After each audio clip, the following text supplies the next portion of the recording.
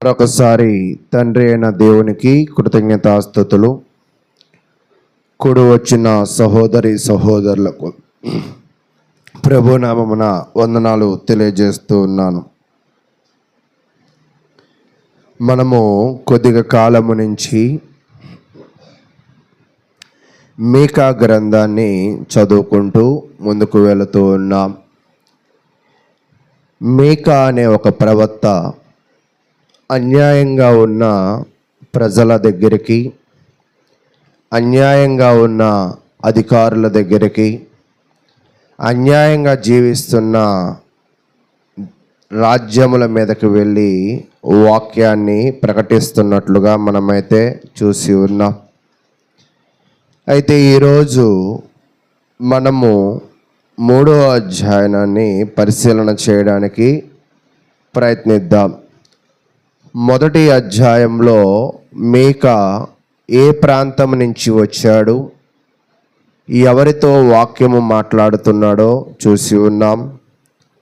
2వ అధ్యాయంలో అక్కడ ఉన్న ప్రజలు ఎలాంటి మనస్తత్వాలు కలిగి ఉన్నవారు, ఎలాంటి విధి విధానాలు కలిగి ఉన్నవారో చూసి ఉన్నాం. ఈ యొక్క 3వ అధ్యాయంలో మనం పరిశీలన చేస్తే అక్కడ ఉన్న అధికారులే కానీ, అక్కడ ఉన్న ప్రవక్తలే కానీ, అక్కడ ఉన్న యాజకులే కానీ వాక్యానుసారంగా ప్రవర్తించడం లేదు. వారి గురించిన అధ్యయనాన్ని మనం ఈరోజు చదువుకుని ముందుకు వెళదాం.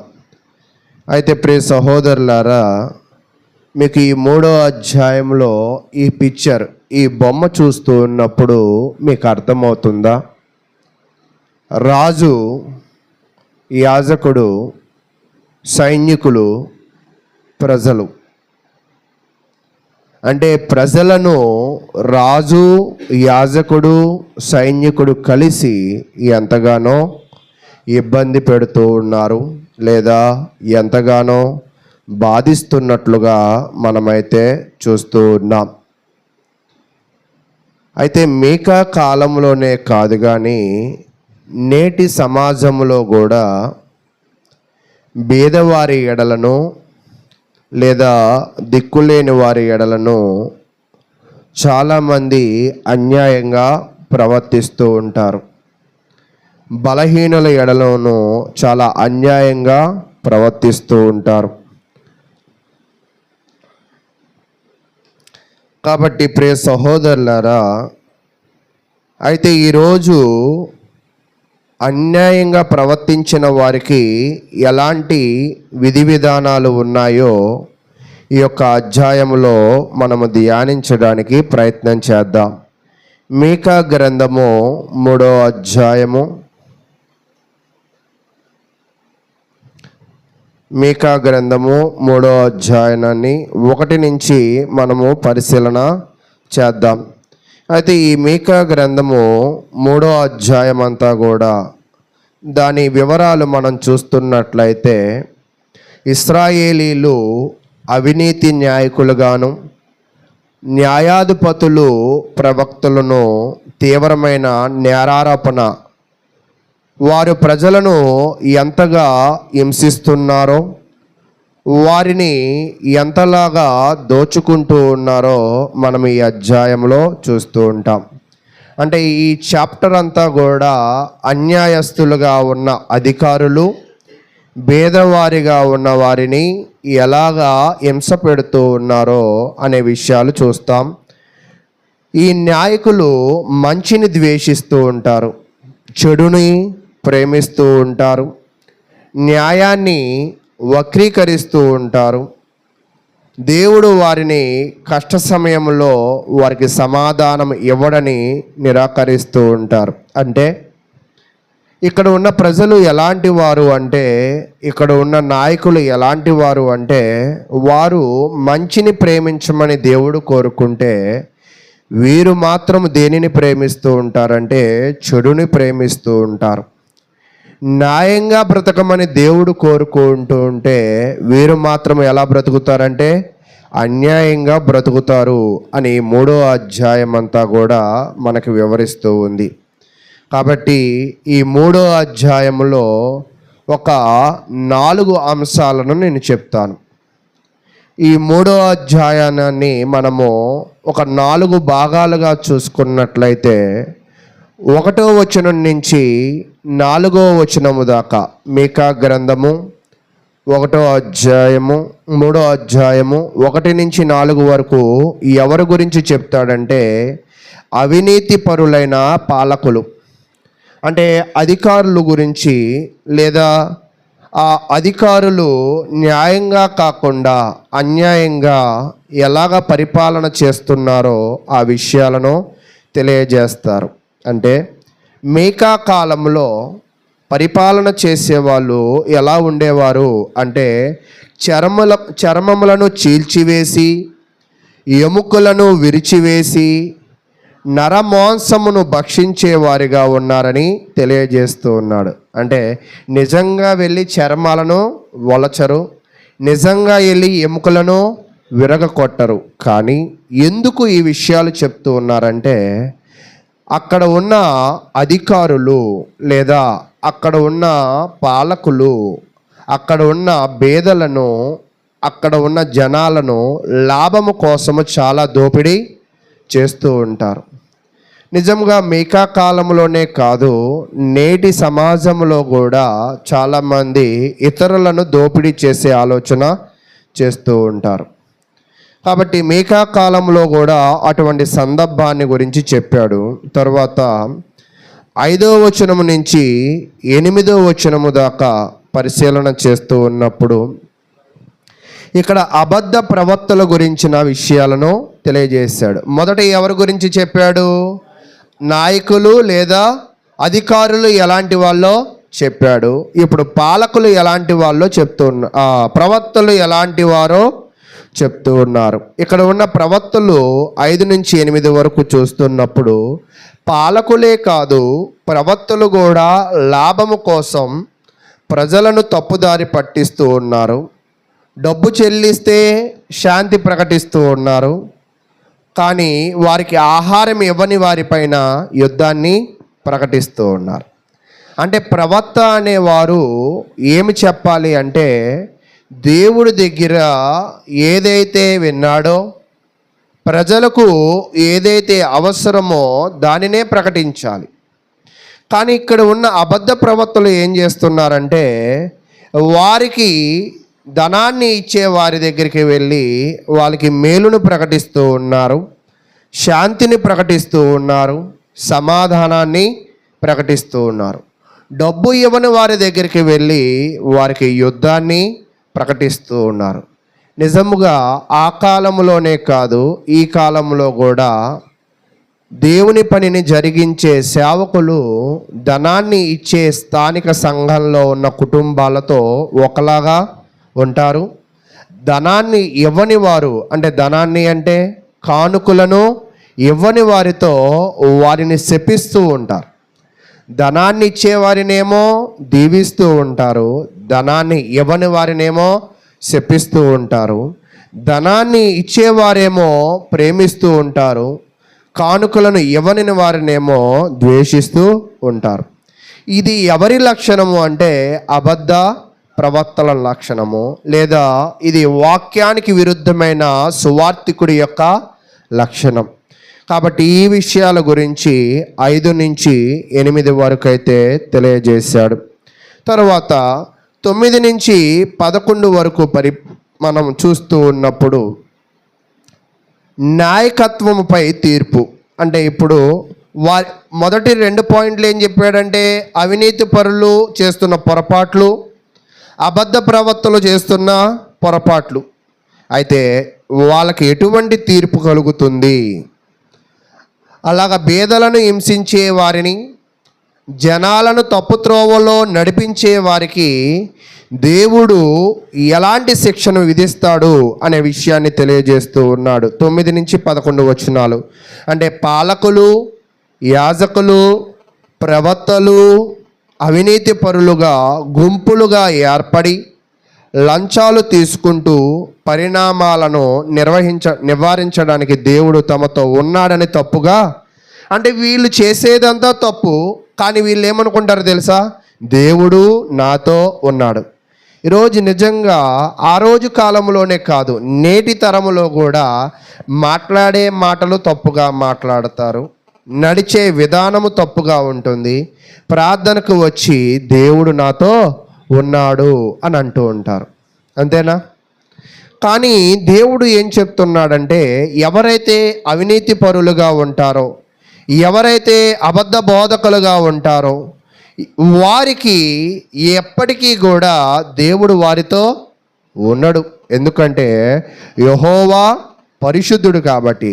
మీకు కీర్తన గ్రంథము 15వ కీర్తన 1వ వచనం ఎవరికైనా గుర్తుందా? యెహోవా నీ గుడారములో అతిథిగా ఉండదగిన వాడు ఎవడు? నీ పరిశుద్ధ పర్వతము మీద నివసింపదగిన వాడు ఎవడు? అంటే యెహోవా దగ్గర మనము నివసించాలి అంటే, యెహోవాతో మనము ఉండాలి అంటే, లేదా యెహోవా మనతో ఉండాలి అంటే మనం ఎలా ఉండాలంటే, ఆయన పరిశుద్ధుడు కాబట్టి నువ్వు పరిశుద్ధుడుగా ఉండాలి. ఆయన యథార్థవంతుడు కాబట్టి నీవు యథార్థవంతుడుగా ఉండాలి. ఆయన నీతిమంతుడు కాబట్టి నీవు కూడా నీతిమంతుడుగా ఉండాలి. ఈరోజు చాలామంది అనుకుంటున్న ఒక పెద్ద పొరపాటు ఏమిటి అంటే, దేవుని పని చేస్తే చాలు, దేవుడు నాతో ఉంటాడు. అది ఎలాంటి పనైనా కావచ్చు, అది ఊడ్చే పని కావచ్చు, అది కడిగే పని కావచ్చు, అది పాటలు పాడే పని కావచ్చు, అది కానుకలు ఇచ్చే పని కావచ్చు, అది భోజనాలు పెట్టుకునే పని కావచ్చు, ప్రార్థనలను నిర్వహించుకునే పని కావచ్చు. వీళ్ళు ఈ పనులన్నీ చేసేమనుకుంటారంటే, దేవుడు నాతో ఉన్నాడు. నేను ఎంత కాలము నుంచి ప్రార్థన పెట్టుకుంటున్నానో మీకు తెలుసా? నేను ఎంత కాలము నుంచి పని చేస్తున్నానో నీకు తెలుసా అని వాళ్ళు మురిసిపోతూ ఉంటారు. అంటే అన్యాయంగా ప్రవర్తిస్తూ మనము మురిసిపోయినంత మాత్రాన దేవుడు మనతో కలిసిపోడు. అర్థమైందా? అంటే దేవుడు మనతో ఉండాలి అంటే మనము అన్యాయాన్ని విడిచిపెట్టాలి అనే విషయాన్ని మీకు తెలియజేస్తూ ఉన్నా. అయితే చివరి వచనం ఏం చెప్తుందంటే, యెరూషలేము నాశనమును గురించి వివరిస్తుంది. కాబట్టి ఇప్పటిదాకా చెప్పిన ఈ విషయాలు మీరు విని గ్రహించారని నేనైతే విశ్వసిస్తూ ఉన్నా.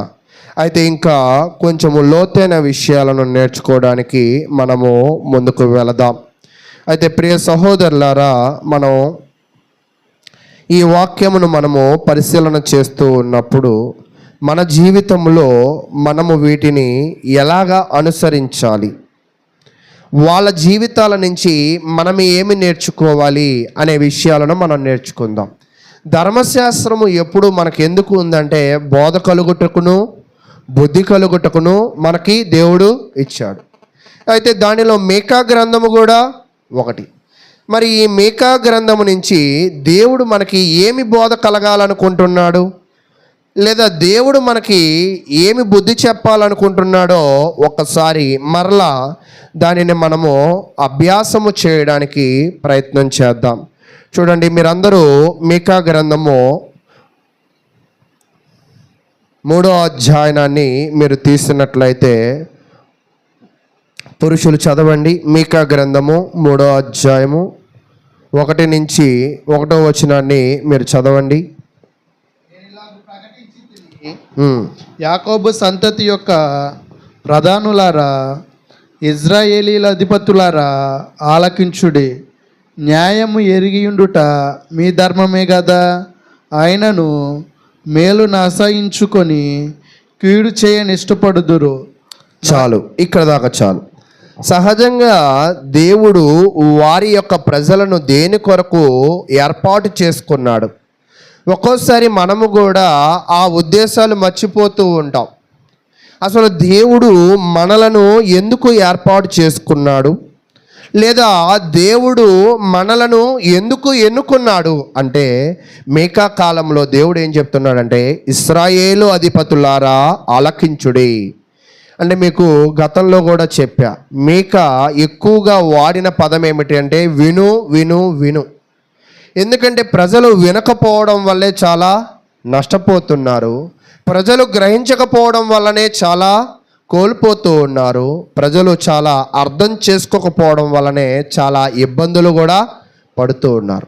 అందుకే మీకా వచ్చిన తరువాత ఆ నిద్రమత్తులో ఉన్న వారిని, అంటే ఆ లోకమత్తులో ఉన్న వారిని, ఆ పాపపు మత్తులో ఉన్న వారిని ఏమంటున్నారంటే, వినండి, మీకా గ్రంథం 3వ అధ్యాయంలో కూడా ఆలకించుడి, న్యాయము ఎరిగి ఉండుట మీ ధర్మమే కదా. సహజంగా ఇశ్రాయేలు ప్రజలైన మీరు, దేవుని చేత ఏర్పరచబడిన మీరు దేనిని బాగా తెలుసుకుని ఉండాలంట? న్యాయాన్ని బాగా తెలుసుకుని ఉండాలి. న్యాయాన్ని ఖచ్చితంగా ఆచరించి ఉండాలి. న్యాయాన్ని తెలుసుకోవాలి, న్యాయాన్ని ఏం చేయాలంట? ఆచరించాలి. కానీ ఇక్కడ మీకా వాళ్ళకి ఒక హెచ్చరిక ఇస్తూ ఉన్నాడు. అన్యాయమైన నాయకులపై ఆయన ఏం చేస్తున్నాడంట? ఒక హెచ్చరిక, అంటే ఒక వార్నింగ్ ఇస్తూ ఉన్నాడు. నాయకులుగా ఉన్న మీరు న్యాయముగా నడుచుకోవాలి, న్యాయము తెలుసుకోవాలి. కానీ మీరు అలాగూ లేరు. ఇశ్రాయేలు పాలకులకు ప్రజలకు న్యాయము చేయాల్సింది, కానీ వారు ప్రజలను ఏం చేస్తున్నారంటే దోపిడీ చేస్తున్నారు. అంటే న్యాయంగా ఉండవలసిన వాళ్ళే అన్యాయంగా వారిని ఏం చేస్తున్నారంట? దోపిడీ చేస్తూ ఉన్నారు. దోపిడీ అంటే దోచుకోవడం. అంటే అసలు మీ దృష్టిలో దోచుకోవడం అంటే ఏంటి? లాగుకోవడం. ఇంకా నా ప్రశ్న మీకు అర్థమైందా? బలవంతం చేసి తీసుకోవడం. అంటే న్యాయంగా ప్రవర్తించాలి, న్యాయాన్ని బోధించాలి, కానీ ఈ 2 లక్షణాలు మీలో లేకపోగా మీరు దోపిడీ చేస్తూ ఉన్నారు. ఈరోజు నిజముగా మన జీవితాలలో కూడా మనము మనది కాని దానిని మనము ఆశిస్తున్నామంటే మనము అన్యాయంగా ఉన్నట్టు. మనది కాని దానిని మనము వాడుకుంటున్నామంటే మనం అన్యాయంగా దానిని ఏం చేస్తున్నట్లుగా? దోపిడీ చేస్తున్నట్లుగా తెలియజేస్తున్నారు. తర్వాత ఏం చెప్తూ ఉన్నాడంటే 2వ వచనం, అయినను మేలు నసహించుకుని కీడు చేయ నిష్టపడుదురు. మీరేమో న్యాయాన్ని తెలుసుకుని న్యాయంగా ప్రవర్తించాలి, మీరు అలాగూ లేరు. తదుపరి ఏం చెప్తున్నాడంటే, మేలు చేయవలసిన వారు, మేలును ప్రేమించవలసిన మీరు మేలును ప్రేమించకుండా ఏం చేస్తున్నారంటే కీడును చేయనిష్టపడుతూ ఉన్నారు.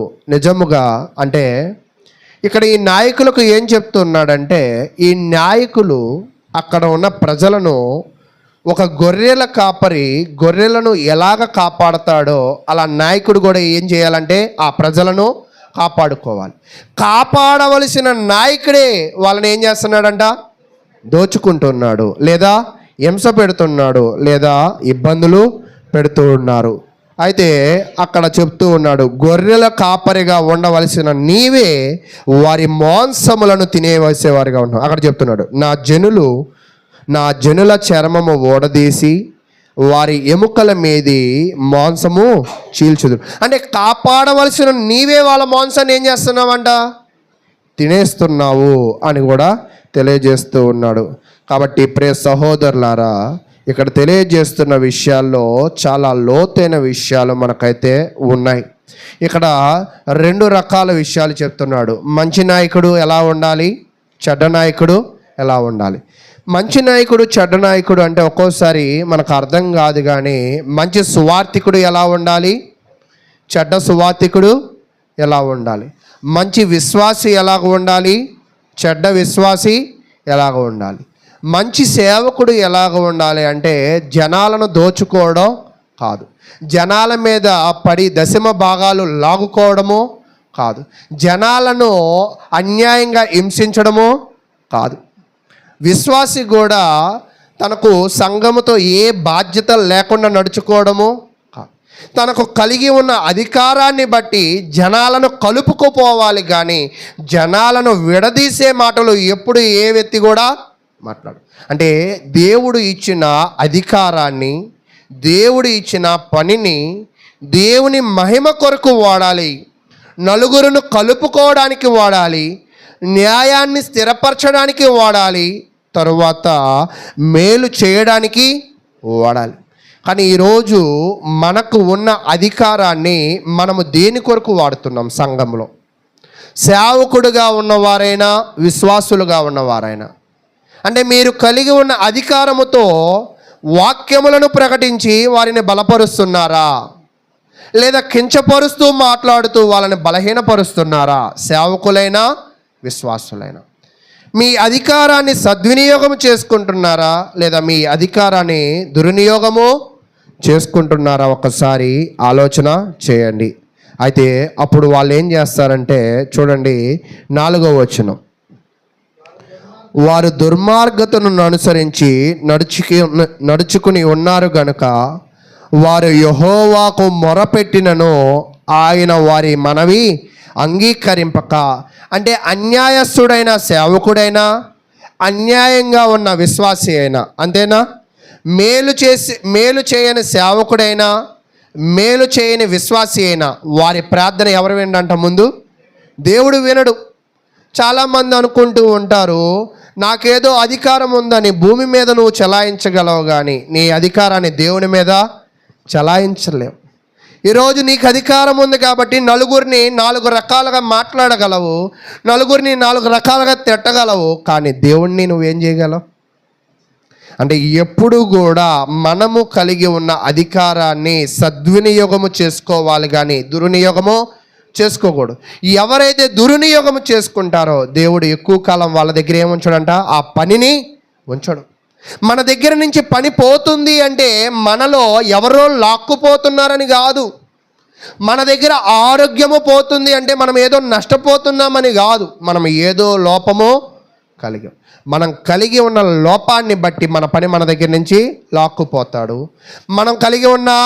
మనం ఎవరికి మేలు చేయట్లేదు కాబట్టి మనం చేయవలసిన పనులను బాధ్యతలను మరొకళ్ళు లాక్కుపోతారు. ఆ లాక్కుపోయేది కూడా దేవుడే వారికి సహాయం చేస్తూ ఉంటాడు.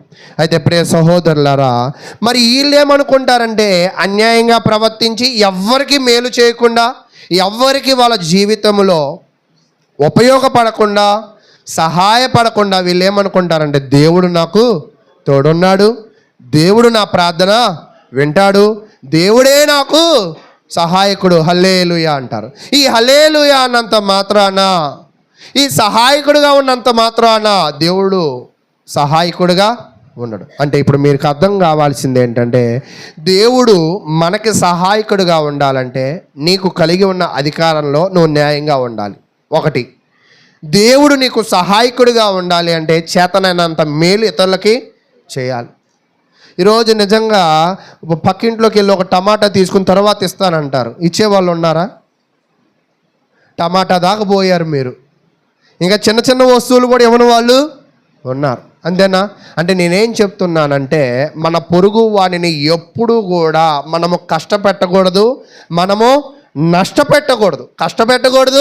నష్టపెట్టకూడదు. వారి ఎడల న్యాయంగా నడుచుకోవాలా, మేలు చేయాలి. కాబట్టి ఈ 4 వచనాలలో మనము నేర్చుకోవాల్సిన విషయాలైతే ఇవి ఉన్నాయని నేనైతే భావిస్తూ ఉన్నా. కాబట్టి నీ స్థానిక సంఘములో, నీ కుటుంబంలో నీవే ఒక నాయకుడివి. నువ్వు నాయకుడిగా ఉండి నీ కుటుంబానికి మేలు చేస్తున్నావా? నీవు నాయకుడిగా ఉండి నీ కుటుంబానికి మరి మేలైన మార్గాన్ని చూపుతున్నావా లేదో ఒకసారి ఆలోచన చేయండి. తర్వాత 5వ వచనం నుంచి మనం చదువుకుందాం. ఇప్పటిదాకా దేని గురించి చెప్పాడంటే, నాయకుడు చేసిన అన్యాయాలపైన మీకా హెచ్చరించాడు. అయ్యా నువ్వు తప్పు చేస్తున్నావు అని వార్నింగ్ అనేది ఇచ్చాడు. తర్వాత మీకా గ్రంథము 3వ అధ్యాయము 5 నుంచి 7 వచనాలు. ఇక్కడ ఏం చెప్తున్నాడంటే తప్పుడు ప్రవర్తనలపై తీర్పు గురించి చెప్తున్నాడు. అంటే ఈ ప్రవర్తనలు ఎలా ఉన్నారంటే, డబ్బు ఇచ్చిన వారిని మంచి వాళ్ళని, డబ్బు ఇవ్వని వారిని చెడ్డవారని, డబ్బు ఇచ్చిన వారికి మంచి ప్రవచనం ఇచ్చి డబ్బు ఇవ్వని వారికి శాపగ్రస్తులుగా. మేము కూడా ఒక సేవకుడు గురించి విన్నాం, మీరు స్థానిక సంఘానికి రాకపోతే శపించబడతారు, నాశనం అయిపోతారు అని చాలా బెదిరించే సేవకులు కూడా ఉన్నారు. ఎప్పుడైనా మీరు చూసారా అలాంటి వాళ్ళని? ఆ పదాలు మీకు అర్థమైందా? సంఘాలకి రాకపోతే నాశనం అయిపోతారని శపించే వాళ్ళు కూడా ఉన్నారు. అయితే కానీ దేవుడు వారిపై మరి ఎలాంటి అవమానాన్ని తీసుకువస్తాడో ఇక్కడ చూద్దాం. 5వ వచనం నుంచి, ఆహారము నమ్ములుచు సమాధానమని ప్రకటించువారు ఒకడు తమ నోట ఆహారము పెట్టని ఎడల అతని మీద యుద్ధము ప్రకటించువారునై నా జనులకు పొరపెట్టు ప్రవర్తలను గూర్చి యెహోవా సెలవిచ్చినది ఏమనగా. అంటే ఇక్కడ తెలియజేస్తున్న విషయం ఏమిటి అంటే, ఎవరైతే మనకి అనుకూలంగా ఉంటారో, ఎవరైతే మనకి సహకారులుగా ఉంటారో, ఎవరైతే మనకి మేలుకరంగా ఉంటారో మనము వారితోనే మేలుగా ఉంటాం. అంతేనా? మనకి మేలు చేసే వాళ్ళకి మనం ఏం చేస్తాం? మేలు చేస్తాం.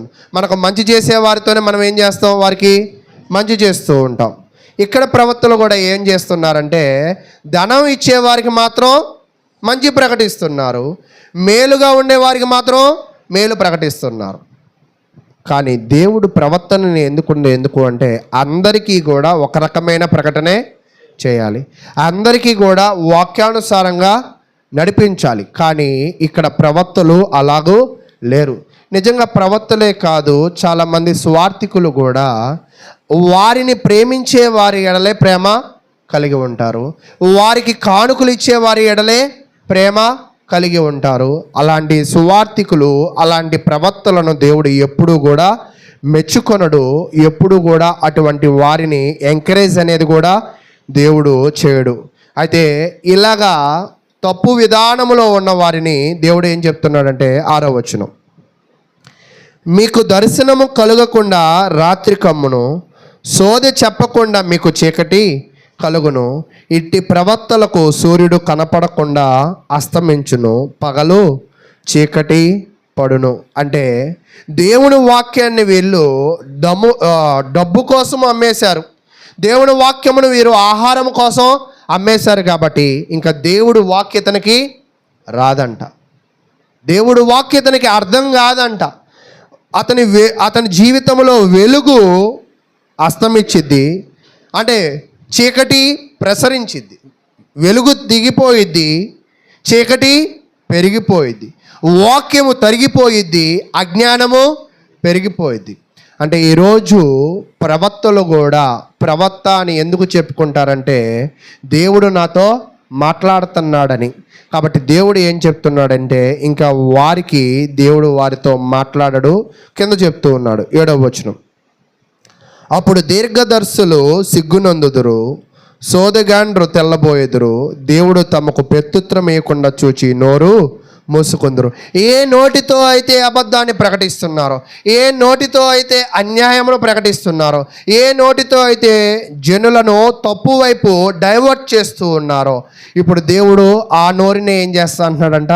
మోపిస్తాను అని తెలియజేస్తున్నాడు. కాబట్టి అధికారులు తప్పుగా ఉంటే అధికారాన్ని తీసివేస్తాడు, ప్రవక్తలు తప్పుగా ఉంటే వారి నోరులను మోపిస్తూ ఉంటారు. అయితే విశ్వాసులైన మనము కూడా తప్పుగా ఉంటే మన జీవితములలో మనకు కలిగి ఉన్న విశ్వాసము చెదిరిపోతుంది, మనము కలిగి ఉన్న అధికారపు పనులు చెదిరిపోతూ ఉంటాం, మనం కలిగి ఉన్న సమస్తమును కూడా చెదిరిపోతూ ఉంటాం. కాబట్టి ప్రియ సహోదరులారా, నేనేం చెప్పాలని ప్రయాసపడుతున్నానంటే, ఈరోజు మీరు మీ స్థానిక సంఘాలలో మీకు దేవుడు ఇచ్చిన ధన్యతతో మీకు దేవుడు ఏ పనినైతే ఇచ్చాడో దానిని బాధ్యతగా నలుగురిని కలుపుకొని చేయడానికి ప్రయత్నం చేయండి. దేవుడు మీకు ఏదైతే నోరునిచ్చాడో ఆ నోటితో మేలులను ఉచ్చరించండి. దేవుడు మీకు ఏదైతే హృదయాన్ని ఇచ్చాడో ఆ హృదయంతో మేలైన వాటిలోనే మీరు జీవించండి. అలా మీరు జీవించకపోతే మీరు కొంతకాలానికి ఏమైపోతారంటే విశ్వాసులుగా ఉన్న మీరు అవిశ్వాసులు అయిపోతారు. దేవుని సంఘంలో పనిచేసే మీరు బద్ధకస్తులు అయిపోతారు. దేవుని కార్యములలో యాక్టివ్గా అంటే ప్రతి కార్యక్రమంలో పార్టిసిపేట్ చేసే మీరు ఆ కార్యక్రమాలకి వెళ్ళలేని మనసు మీకు వచ్చేస్తుంది. అంటే మీరు సంఘానికి దూరంగా ఉన్న, సంఘములో పనులకు దూరంగా ఉన్నా, మేలైన విధముగా మాట్లాడకపోయినా, మేలైన కార్యములు మీరు చేయకపోయినా మనము కూడా అన్యాయపు అధికారులమే, అబద్ధపు ప్రవక్తలమే అని ఇక్కడ దేవుని వాక్యము చేత మరి హెచ్చరించడం అయితే జరుగుతూ ఉంది. అయితే ఈ అధికారులు, ఈ ప్రవక్తలు ఆ జనుల మీద చాలా ద్వేషాన్ని కలిగి ఉన్నారు. ద్వేషము అనే పదాన్ని మనం హీబ్రూలో చూస్తున్నట్లయితే సేన్ అని అంటారు. సేన్ అంటే ఏమిటి అంటే అక్కడ మంచిని వాళ్ళు ద్వేషిస్తూ చెడుని వాళ్ళు ఏం చేస్తున్నారంటే ప్రేమించేవారుగా, అంటే అనులోమ విలోమ అంటారు కదా, అది చేయాల్సిన వాళ్ళు ఇది చేస్తూ ఉన్నారు. కాబట్టి ప్రియ సహోదరులారా, మనము కూడా మన జీవితంలో క్రైస్తవులుగా ఎందుకు పిలువబడ్డామంటే తోటి వారిని ప్రేమించడానికి పిలువబడ్డాం, కానీ తోటి వారిని నిందించడానికి, తోటి వారిని హింసించడానికి, తోటి వారితో దూషణలో దిగడానికి కాదు. తోటి వారితో కలిసి అడుగులు వేద్దాం అనుకుంటున్నాం, కానీ తోటి వారిని వేరు చేయడానికి కాదు. తోటి వారితో న్యాయంగా ప్రవర్తించడానికి పిలువబడ్డాం, కానీ తోటి వారిని అన్యాయస్తులుగా చూపించడానికి మనము పిలువబడాల. నా మాటలు మీకు అర్థమవుతున్నాయా? కాబట్టి ప్రియ సహోదరులారా, మరి ప్రేమపూర్వకంగా మీకు నేను తెలియజేసేది ఏంటంటే, మరి ఇక్కడ దైవ జ్ఞానము కూడా వీళ్ళకి లేకుండా పోయిద్దని, అంటే భవిష్యత్వాణి, అంటే ప్రవక్తలకి భవిష్యత్వాణి అంటే భవిష్యత్తులో జరిగే విషయాలు బాగా తెలుస్తాయి. ఎవరు చెప్తారంటే దేవుడు చెప్తూ ఉంటాడు. దేవుడు అటువంటి దానిని అంటే దీనిని మనం సిక్స్త్ సెన్స్ అంటూ ఉంటారు కదా. అంటే ఇప్పుడు విశ్వాసులకి కూడా ఉన్న సెన్స్ను దేవుడు ఏం చేస్తాడంటే, ఆయన మెరుగుపరచాలంటే నువ్వు న్యాయంగా ఉండాలి, దానిని బలహీనపరచాలంటే నువ్వు అన్యాయంగా జీవిస్తావని కూడా తెలియజేస్తున్నాడు. కాబట్టి చివరి విషయాలు మళ్ళా మీకు తెలియజేస్తాను. 8వ వచనాన్ని చదువుకుందాం. నేనైతే, ఇప్పటిదాకా ఎవరి గురించి చెప్పాడంటే మీకా అధికారుల గురించి చెప్పాడు, ప్రవక్తల గురించి చెప్పాడు. ఇప్పుడు ఆయన గురించి ఆయన చెప్తున్నాడు. మీరందరూ ఎలా ఉన్నారంటే ఇలా ఉన్నారు, కానీ నేను ఎలా ఉన్నానో తెలుసా చెప్తూ ఉన్నాడు. నేనైతే యాకోబు సంతతి వారికి తమ దోషమును, ఇశ్రాయేలులకు తమ పాపమును కనపరచుటకై, అంటే ఒక ప్రవక్త ఎందుకు పని చేయాలి అంటే డబ్బు ఇస్తే మంచోడని, డబ్బు ఇవ్వకపోతే చెడ్డ. అందుకే చాలామంది కూడా ప్రార్థనకి, మీకు ఒక చిన్న సన్నివేశాన్ని నేను చెప్తా. నేను ఒక తెలిసిన వ్యక్తి రోజు ప్రార్థనకు వచ్చేవాళ్ళు. నేను వెళ్ళి ప్రార్థన చేసినప్పుడు నాకేం కానుక ఇచ్చేవాళ్ళు కాదు. అయితే ప్రార్థనకి రావడం మానేసిన తర్వాత నేను వెళ్ళి వాళ్ళకి ప్రార్థన చేశా, కానుక ఇచ్చారు. ప్రార్థనకు వచ్చినప్పుడు ఏమి ఇవ్వాలా? కానుక ఇవ్వాలా. ప్రార్థనకి రానప్పుడు ఏమి ఇచ్చారు? ఎందుకంటారు మీరు చెప్పండి, మీరు గ్రహించి బాగా నన్ను చూస్తున్నారు కదా మీరు అందరూ, అంటే ఇప్పుడు చూస్తున్నారని. అంటే వస్తే దేవుడు ఎలాగో నన్ను దీవిస్తాడు, నేను రావట్లేదు కాబట్టి దీవెనలను దేనితో కొనుక్కోవాలనుకుంటున్నారు వాళ్ళు? కానుకలతో కొనుక్కోవాలి. ఎప్పుడు దేవుని దీవెనలను కానుకలతో మనం ఎన్నడూ కొనలేం. సంవత్సరంలో పెట్టే మీ ప్రార్థనలతో మీరు దేవుని కొనలేరు. సంవత్సరంలో పెట్టే మీ భోజనాలతో, మన కేకులతో, మన లడ్డు బూందీలతో మనము దేవుణ్ణి ఎప్పుడు కూడా ఏం చేయలేమంట. అయితే సేవకుని కొనుక్కోవచ్చు, కానీ దేవుణ్ణి అయితే కొనలేం. కాబట్టి ప్రియ సహోదరులారా, మీరు దేవునిని ప్రేమించడానికి, దేవునితో సహవాసం చేయడానికి ప్రయాసపడండి, కానీ సేవకుని కొనుగోలు చేయడానికి ప్రయాస పడద్దు. అందుకే నేను ఎప్పుడు కూడా జనులకు ఏం తెలియజేస్తూ ఉంటానంటే, మీరు వర్ధిల్లిన కొలది మీరు ఇవ్వవలసిన కానుకలు సేవకుడికి కాదు, మీరు ఇవ్వవలసింది దేనికి అంటే కానుకల సంచిలో. కానుకల సంచిలో వేస్తే దేవుడికి మీకు కనెక్షన్ ఉంటుంది. మీరు సేవకుడికి ఇస్తే వీళ్ళ ఇంటికి వెళ్ళాలి ప్రతి నెల, ఎందుకు? కానుక వస్తుంది. అంటే ఇప్పుడు ఈ సేవకుడు కూడా మీ దగ్గరికి ఎందుకు వస్తాడు? మిమ్మల్ని ఏదో మంచి మార్గంలో పెట్టడానికి కాదు, మీకేదో మేలు చేయడానికి కాదు. అదేంటంటే మిమ్మల్ని గురించి మీరే తిట్టుకుంటున్నారని అనుకుంటున్నారా? అయితే ప్రియ సహోదరులారా, అయితే ఇక్కడ ప్రవక్త ఎలా ఉన్నాడో మరలా చదువుతున్నాను చూడండి, మీరు కూడా చదవండి. నేనైతే యాకోబు సంతతి వారికి తమ దోషమును, ఇశ్రాయేలులకు తమ పాపమును కనపరుచుటకై, అంటే ప్రవక్త చేయవలసిన పని ఏమిటి అంటే వాళ్ళు ఇచ్చే దశమ భాగాలకో, వారు ఇచ్చే కానుకలకో, వాళ్ళు పెట్టే భోజనాలకో పడిపోవడానికి కాదు. ఈ ప్రవక్త నిజమైన సేవకుడు ఏం చేస్తాడంటే, అమ్మా అయ్యా మీలో లోపము ఉంది. మీరు పొరపాటు చేస్తున్నారు. మీరు పొరపాటు చేస్తున్నారు కాబట్టి దేవుడు మిమ్మలను దీవించడు. మీరేమనుకుంటున్నారంటే ప్రార్థనకు వచ్చినంత మాత్రాన, కానుకలు ఇచ్చినంత మాత్రాన, మౌనంగా వాక్యం వినినంత మాత్రాన దేవుడు నాతో ఉన్నాడని మీరైతే అనుకుంటున్నారు. దేవుని పనిని రాత్రింబగలు చేస్తున్నంత మాత్రాన దేవుడు నాతో ఉన్నాడని మీరు అనుకుంటున్నారు. కానీ దేవుడు మీతో ఉండాలి అంటే మీ పొరపాట్లు మీరు ముందుగా తెలుసుకోవాలి అని చెప్తున్నాడు. అంటే ఇప్పుడు 2 రకాల ప్రవక్తలను చూసాం. ఒకళ్ళు దొంగ ప్రవక్త, రెండోది నిజ ప్రవక్త. దొంగ ప్రవక్తలు ఎవరి కొరకు పనిచేశారు? మనుషుల యొక్క స్వార్థపు ఆలోచనలకి. నిజమైన ప్రవక్తలు దేని కొరకు ప్రయాసపడ్డారంటే మనుషుల యొక్క స్వభావాలు, వాళ్ళ ఆత్మలను రక్షించాలనే ప్రయాస. అంతేనా? తర్వాత చదువుదాం. యెహోవా ఆత్మ ఆవేశము చేత బలముతోనూ తీర్పు తీర్చు శక్తితోనూ ధైర్యముతోనూ నింపబడిన వాడనై ఉన్నాను. మీరైతే దొంగ ప్రవక్తలేమో, నేనైతే దేవుని ఆత్మ చేత ఏమై ఉన్నానంట? నింపబడి ఉన్నాను అని చక్కగా తెలియజేస్తున్నాడు. అంటే మీకా ఎంత ధైర్యవంతుడు అంటే పల్లెటూరు నుంచి వచ్చి ఇక్కడ ఇశ్రాయేలీల యూదులకు వెళ్ళి కరాఖండిగా మీరందరూ తప్పు చేస్తున్నారు, అధికారులు తప్పు చేస్తున్నారు, ప్రవక్తలు తప్పు చేస్తున్నారు, కానీ దేవుడైతే నన్ను ఎన్నుకుని మీ దగ్గరికి పంపించాడు. ఎన్నుకుని మీ దగ్గరికి ఎందుకు పంపించాడంటే నేను మీలో కలిసిపోవడానికి కాదు, మీరు నాలో కలుపుకోవడానికి. మిమ్మల్ని ఎవరిలో కలుపుకోవాలంట? నాలో కలుపుకోవాలి. నాలో కలుపుకోవడం అంటే ఏమిటంటే నేను దేవుని ఆత్మావేశము చేత, బలము చేత, తీర్పు తీర్చ శక్తితో, ధైర్యముతో, అంటే సేవకుడు అతని మాటలను చాలా ధైర్యముతో దేవుని ఆత్మను కలిగి ఇతరులను ఏం చేయాలంట? హెచ్చరించాలి. అయితే భయపడకుండా సత్యాన్ని అతను ప్రకటించాలి, ధైర్యముగా ఉండాలి. నిజమైన దేవుని సేవ అంటే ఏమిటి అంటే ఎదుటివాడిలో ఉన్న లోపాన్ని సరిదిద్ది దేవుని వైపు అతనిని ఏం చేయడం అంటే నడిపించడం. అంటే కేవలం మా సంఘానికే రండి, మా దగ్గరే కూర్చోండి, ఎంత దూరమైనా ఎంత కష్టమైనా, ఇలా కాదు. అంటే ఈ ప్రవక్త తన వైపు మలుచుకోవడం అంటే తన సంఘానికి రమ్మని, తనతోనే ఉండమని కాదు.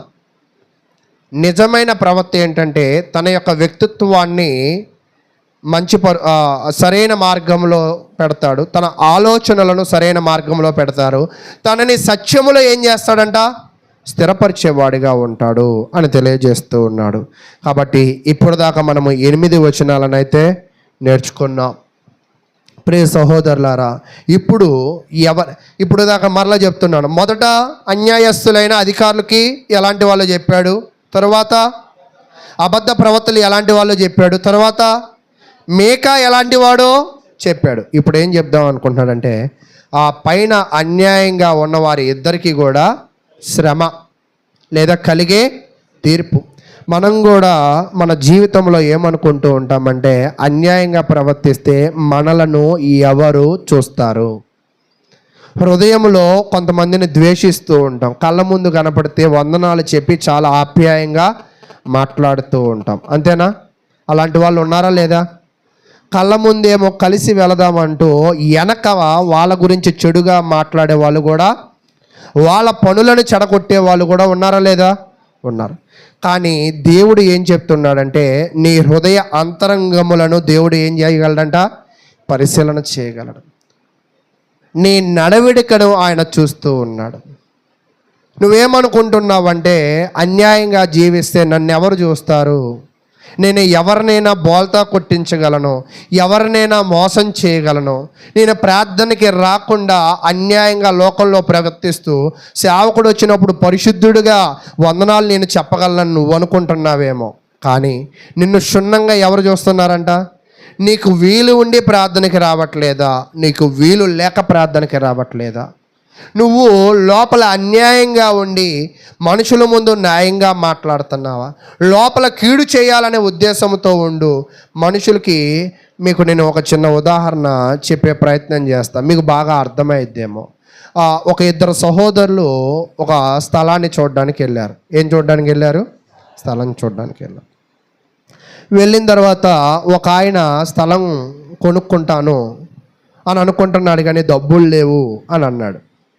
నా దగ్గర డబ్బులు లేవు, నాకు ఈ స్థలం అయితే నచ్చింది అని చెప్పాడు. కాబట్టి నువ్వు కొనుక్కో అని పక్కనోడికి చెప్పాడు. ఎందుకు చెప్పాడంటే ఆ స్థలం కలిగినోడికి ఇతనికి డబ్బులు ఇవ్వాలి కాబట్టి ఇతను ఏమన్నాడు, నాకు స్థలం నచ్చింది కానీ ఏమి లేవంట, ఇదంతా కూడా ఒక ట్రాప్ అని చెప్పి ఆ పక్క నుండి ఏం చెప్తున్నాడు, నువ్వు కొనుక్కో అని అన్నాడు. అయితే ఈ స్థలం ఇప్పుడు ఏమైపోయిందంటే అమ్ముడైపోయింది మరొకరికి. ఇప్పుడు అంటాడు, ఈ డబ్బులు లేనైనా ఆ స్థలం ఎవడు కొనకూడదు, ఆ స్థలానికి రోడ్డు లేదు, ఆ స్థలానికి రేటు రాదు అన్నాడు. ఇంతకుముందు రేటు వచ్చింది, మంచిది, నచ్చింది, కొనుగోలు చేయను అన్నాడు, డబ్బులు లేవన్నాడు. ఇప్పుడు ఏమంటున్నాడంట, దానికి రోడ్డు లేదు, దానికి రేట్ రాదు అని అంటున్నాడు. ఎందుకంటారు అంటే ఇతను స్వార్థం ఏమిటి అంటే అతను పక్కన వచ్చిన వాడిని ఏం చేయాలని, మోసం చేయాలని. ఇతను ఒకవేళ స్థలం కొంటే ఈ డబ్బులు ఆ స్థలం గలాడికి వస్తే ఆ డబ్బులలో ఇతను తీసుకోవాల్సిన డబ్బులు తీసేసుకుంటాడు.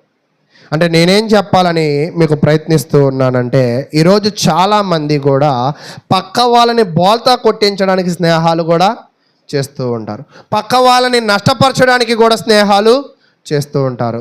జనాలే కాదు, విశ్వాసులు కూడా అలాగే ఉంటారు. నిజమా కాదా? కాబట్టి ప్రియ సహోదరులారా, అలాగా చేసేవారు మీరు ఆ పక్కనోడికి అర్థం కావట్లేదేమో నీ గురించి, కానీ నిన్ను ఎవరు బాగా చూస్తున్నారు? దేవుడు బాగా చూస్తున్నాడు. దేవుడు బాగా చూస్తూ ఆయన ఏం చెప్తున్నాడంటే 9వ వచనాన్ని చదువుదాం. 9వ వచనం, యాకోబు సంతతి వారి ప్రధానులారా, ఇశ్రాయేలీల అధిపతులారా, న్యాయమును తృణీకరించుచు దుర్నీతిని నీతిగా ఎంచువారులారా, ఈ మాట ఆలకించుడి. మొదట వినమన్నాడు, మరలా ఇప్పుడు కూడా వినమన్నాడు. అంటే ఎప్పుడు క్రైస్తవులుగా ఉన్న మనము మన జీవితాలు మారాలి అంటే బాగా వాక్యము మీద వినే ఆసక్తి ఉండాలి. ఎప్పుడైతే ఆసక్తి ఉండిద్దో మీకు శ్రద్ధ వచ్చిద్ది, అప్పుడు మీ ఏకాగ్రత అనేది కూడా పెరుగుతూ ఉంటుంది. మేము కూడా యోగా నేర్చుకున్నప్పుడు మాకు ఒక ట్రిక్ చెప్పేవాళ్ళు. ఎవరు బాగా వినగలుగుతారంటే వెన్ను నిటారుగా పెట్టగలిగిన వాళ్ళు వినగలుగుతారంట. వెన్ను ఏం పెట్టాలంట? వెన్ను అంటే మీకు తెలుసుగా, దాన్ని నిటారుగా పెట్టాలి. నిటారుగా పెట్టినప్పుడు తల కూడా ఎటువైపు చూసిద్ది? స్ట్రైట్గా చూసింది. స్ట్రైట్గా తల చూస్తున్నప్పుడు రక్త ప్రవాహము బాగా జరిగి ఈ మెమోరీ అంటే ఈ మెదడు ఉంది కదా, బాగా వినే ఆసక్తిని కనపడుద్ది.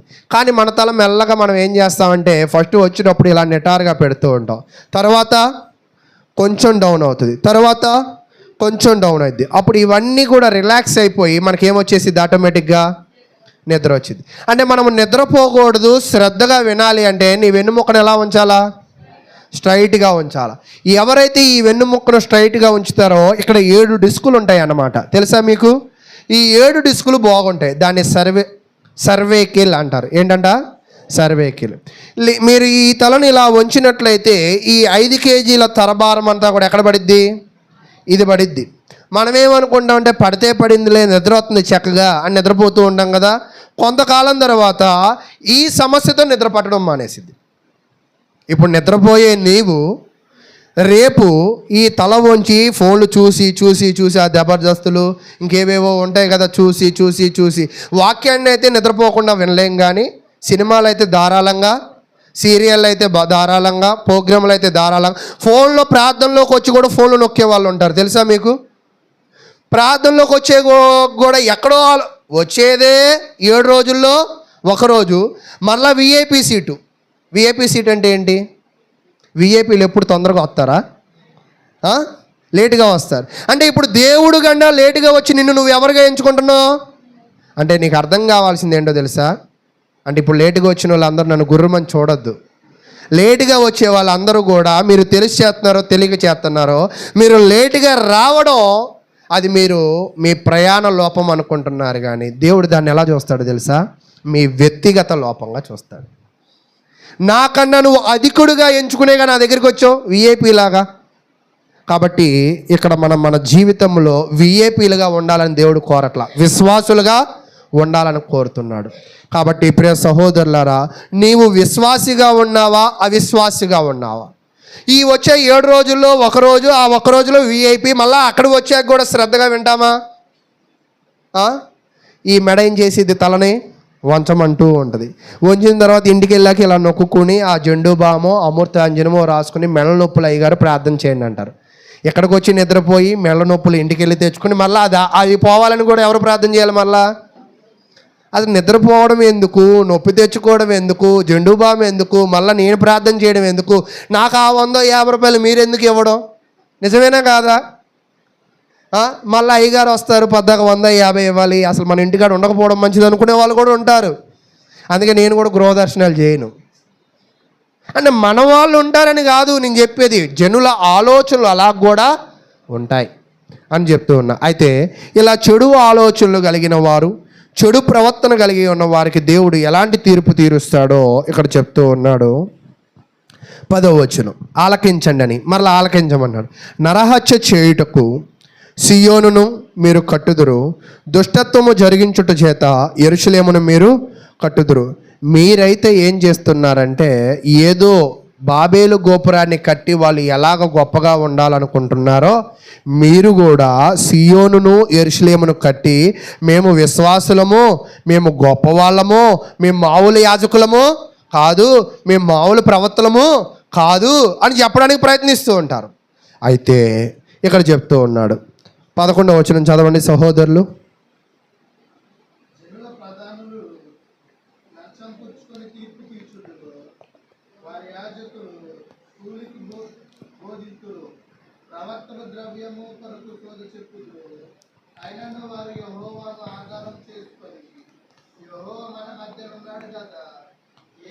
ఏ కీడును మనకు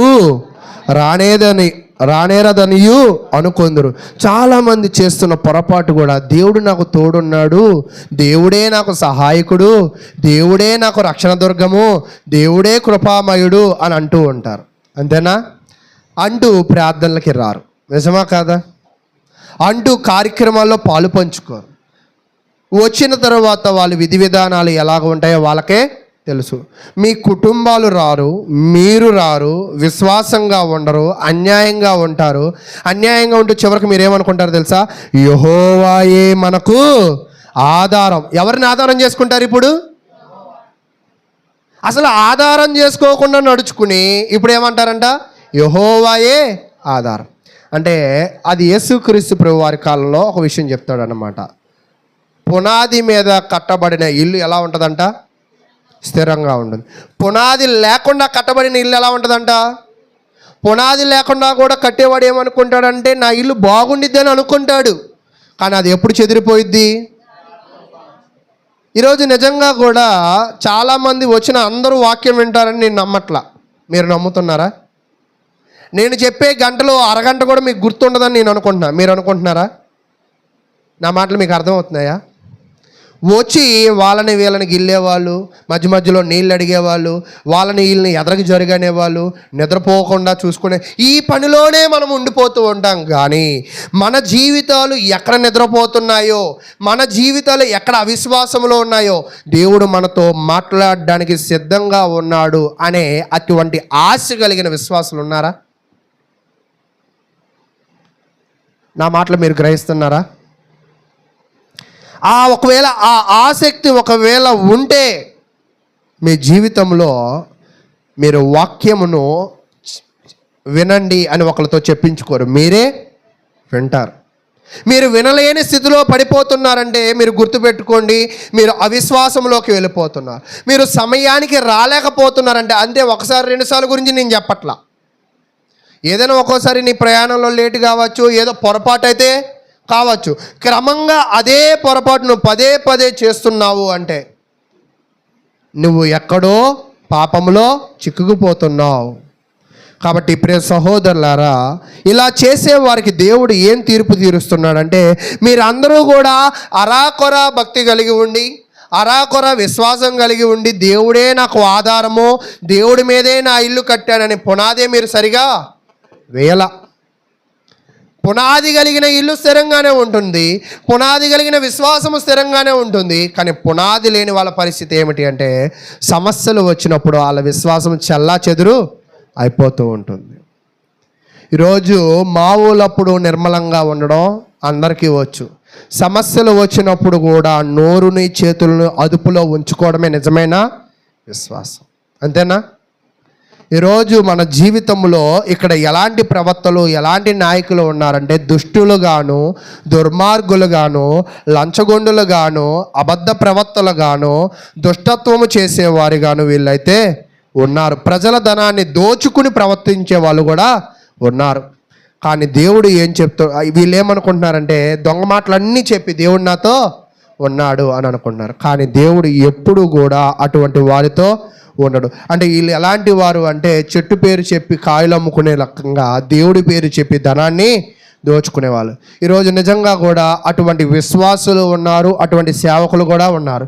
వాళ్ళకు కలిగి ఉన్న అధికారాన్ని బట్టి అన్యాయం చేస్తూ ఉంటారు, అక్రమంగా నడుస్తూ ఉంటారు, దౌర్జన్యం చేస్తూ ఉంటారు, వారి కాని దానిని వాళ్ళు వాడుకుంటూ ఉంటారు. నిజమా కాదా? అయితే అలాంటి స్థితిలో ఉన్న వీరు దేవుని పేరు చెప్పడము సరిపోదు కదా, వాళ్ళ జీవితము కూడా పవిత్రంగా ఉంది అని అనుకుంటారు. కానీ వాళ్ళు ఎంతగానో అపవిత్రం పని చేస్తున్నా అనుకున్న వీరు ఎంతగానో బద్ధకస్తులుగా దేవుడు వాక్యం అయితే తెలియజేస్తుంది. వారి జీవితాలు ఏమవుతాయంటే కింద చెప్తున్నాడు 12వ వచనం.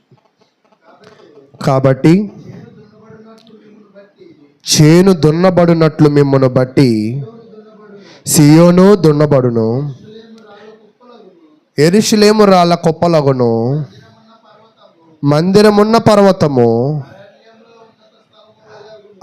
అరణ్యములోని ఉన్నత స్థలము వలె అగును. అంటే ఇక్కడ దేవుడు మనకు తెలియజేస్తున్న విషయం ఏమిటి అంటే, ప్రేమించడానికి మీరు ఏర్పరచబడ్డారు, న్యాయంగా ఉండడానికి ఏర్పరచబడ్డారు. కానీ మీరు అన్యాయంగా జీవిస్తూ ఉన్నారు, డబ్బును బట్టి వాక్యాన్ని ప్రకటిస్తున్నారు, వారిని చీకటిలో విడిచిపెట్టి మీరు ధనవంతులు అవుతూ ఉన్నారు, మీరు వెలుగులో ఉన్నానని మీరు భ్రమ పడుతూ ఉన్నారు. కానీ అది మీది సరైన విధానం అయితే కాదు.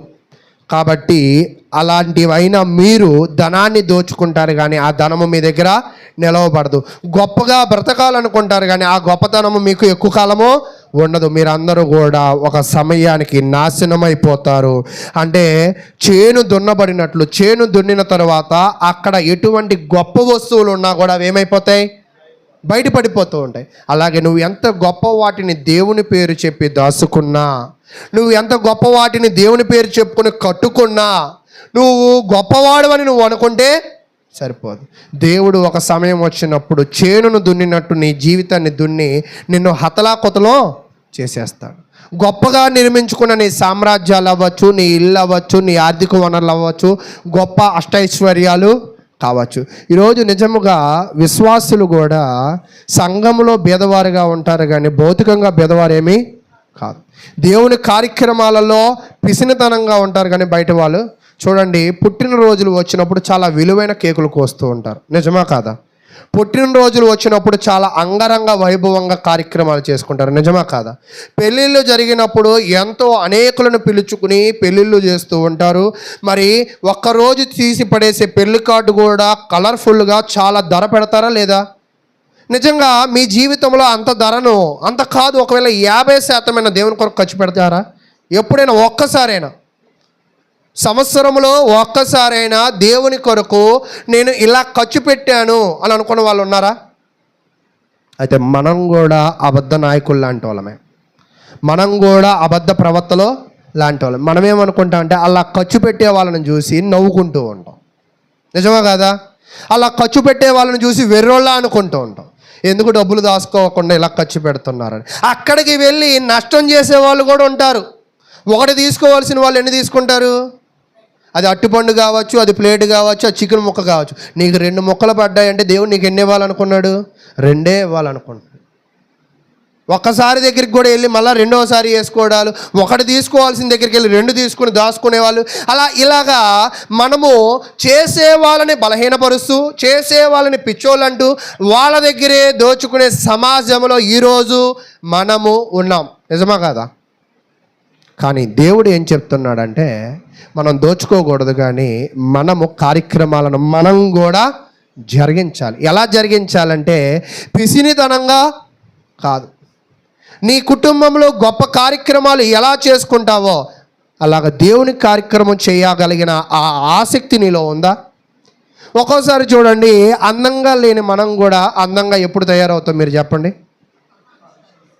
ఈరోజు మరి అప్పుడు ఫంక్షన్ ఉన్నప్పుడు ప్రత్యేకంగా రెడీ అయిన నీవు కార్యక్రమం పెట్టుకున్నప్పుడు కూడా ఈ కార్యక్రమము చాలా గొప్పగా, చాలా ప్రత్యేకంగా, అందరికీ మంచి జరిగే విధంగా, అందరికీ చక్కగా తిని వెళ్ళే విధముగా నేను ఏర్పాటు చేయగలగాల అని మనసు నీలో ఉంటుందా?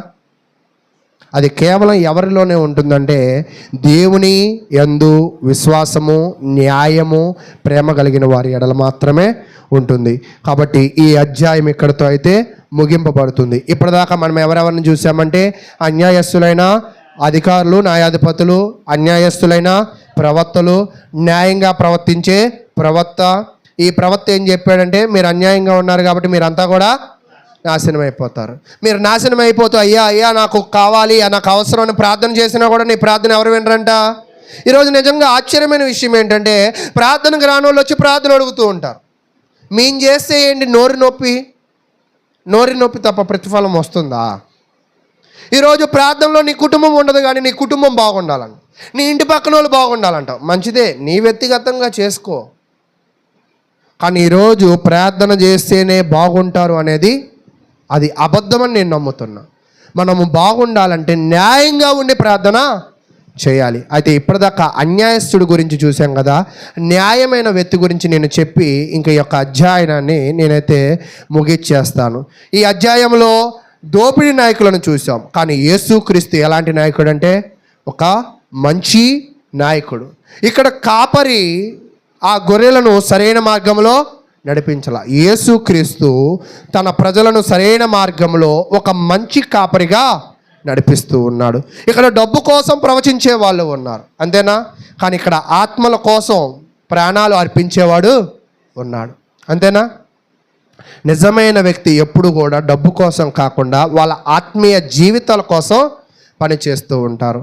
తర్వాత ఇక్కడ అవినీతి పరిపాలన చూస్తూ ఉన్నాం, కానీ యేసుక్రీస్తు న్యాయము, కరుణ, వాత్సల్యతో ఆయన పరిపాలన జరిగించేవాడిగా ఉన్నాడు.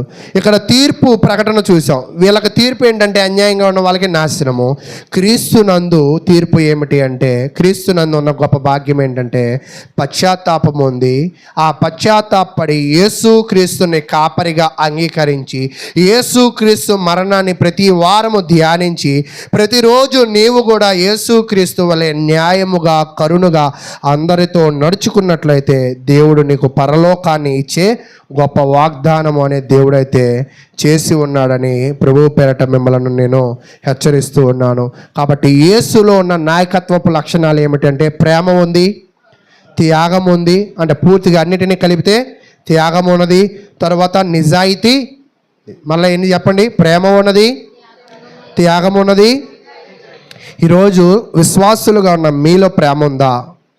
మీలో దేవుని కొరకు చేయగలిగిన త్యాగం ఉన్నదా? త్యాగం అంటే విడిచిపెట్టడం, మనదే కానీ విడిచిపెట్టడం. మనది ఒకడు వాడుకుంటేనే అరిగిపోయిద్ది అని అనుకునే సమాజంలో మనమైతే ఉన్నాం. ఎందుకు అంటే వారిని మనం ప్రేమించడం లేదు కాబట్టి. ప్రేమిస్తే, కాబట్టి ప్రేమ, త్యాగము, నిజాయితీ విశ్వాసులుగా ఉన్న మనము క్రీస్తులో మనము నేర్చుకోవాలి. కాబట్టి అలా మీరు జీవిస్తారని కోరుకుంటూ, ఎంతో ఓపికగా ఉన్న మీ అందరికీ కూడా ప్రభు నామమున వందనాలు తెలియజేస్తూ ఈ యొక్క వాక్యాన్ని నేనైతే ముగిస్తూ ఉన్నాను. అందరూ కూడా విని దానిని మీకు అర్థమైన మేరకు గ్రహించండి. అర్థం కాలేదు కదా అని మాత్రం విడిచిపెట్టద్దు. మరలా ఇంటికి వెళ్ళి చదవండి. మరలా మరిన్ని మంచి విషయాలు దేవుడు మీకైతే తెలియజేస్తాడని నమ్ముతూ ముగిస్తూ ఉన్నాను.